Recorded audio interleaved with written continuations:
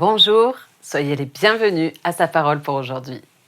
Le thème du jour, chercher la bouée de sauvetage. Jésus s'approcha et fit route avec eux. Luc chapitre 24 verset 15. Connaissez-vous l'histoire de ce fermier victime d'une inondation? Alors que les eaux montaient rapidement autour de lui, il se mit à prier que Dieu vienne le secourir. Quelques minutes plus tard, un homme passa sur un radeau de fortune et lui tendit la main.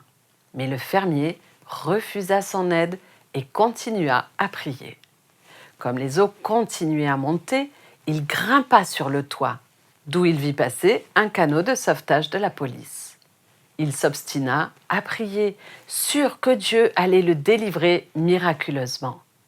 Finalement, un hélicoptère de l'armée s'approcha et l'on descendit une échelle de corde jusqu'à son toit, presque envahi par l'eau montante. Il refusa de la prendre.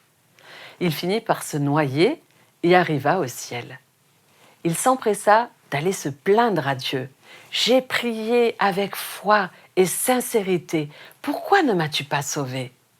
À quoi Dieu répondit « Je t'ai d'abord envoyé un radeau, puis un canot de sauvetage, et enfin un hélicoptère. Que voulais-tu donc de plus ?» Enfants de Dieu, vous ne vous trouverez jamais dans une situation où il ne sera pas à vos côtés. Le problème, c'est que nous ne nous rendons pas toujours compte de sa présence.